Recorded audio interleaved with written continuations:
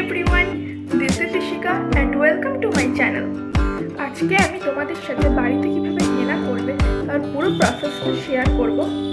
হেনা করার সময় কি কি করা উচিত, কি কি করা উচিত না, পুরো ব্যাপারটা আমি আজকে তোমাদের সাথে শেয়ার করব।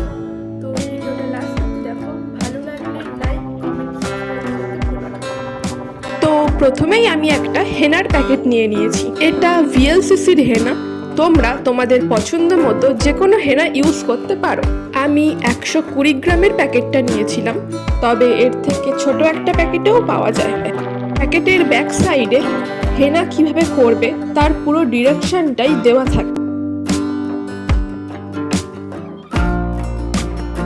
তো এরপরে হেনাটা ভিজিয়ে নিতে হবে। আমি হেনাটা ভিজাতে কাঁচের একটি পাত্র ইউজ করছি। তোমাদের বাড়ি যদি লোহার কোনো পাত্র থাকে তাহলে তোমরা সেটাতেই ভিজিও। লোহার পাত্রই সব থেকে ভালো হয়। যেহেতু আমার শর্ট হেয়ার, তাই আমি হাফ প্যাকেট হেনা পাউডারই নিয়েছিলাম। হেনা কখনোই ঠান্ডা জলে ভিজাবে না, গরম জলে ভিজাতে পারো, তবে চায়ের লিকারে ভেজানো সব থেকে ভালো। পরিমাণ মতো লিকার দিয়ে ভালোভাবে মিক্স করে নিতে হবে। যদি তোমরা চুলে একটা হালকা ব্রাউনিশ কালার চাও তাহলে তোমরা হেনা পাউডারের সাথে কিছুটা কফি পাউডার অ্যাড করে নেবে। যেহেতু দই চুলের পক্ষে ভালো, তাই তোমরা এই মিশ্রণটির সাথে দইও অ্যাড করতে পারো। তারপর মিশ্রণটি 2 থেকে 3 ঘন্টা ভিজিয়ে রাখার পর চুলে লাগাতে হবে।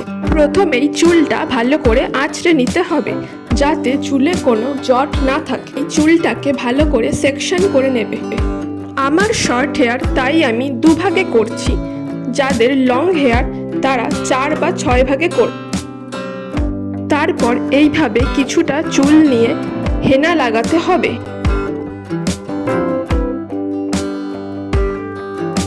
পুরো চুলটাতে এইভাবেই হেনা লাগিয়ে নিতে হবে। পুরো চুলটাতে হেনা হয়ে গেলে চুলটা ভালো করে বেঁধে নিতে হবে। তারপর একটা ওয়েট টিস্যু নিয়ে যেখানে যেখানে হেনা লেগেছে সেগুলো পরিষ্কার করে নিতে হবে। আর পরিষ্কার না করলে এই যে আমার হাতের অবস্থাটা দেখছো, ঠিক এরকমই হয়ে যাবে। 1.5-2 ঘন্টা পর চুলটা পরিষ্কার করে জল দিয়ে ধুয়ে নিতে হবে। আর এটা হলো হেনা করার পর। চুলটা যেমন সিল্কি হয়েছে তেমন কিন্তু শাইনও করছে। হেনা করার 1 থেকে 2 দিন পর শ্যাম্পু করবে, তার আগে একদমই না।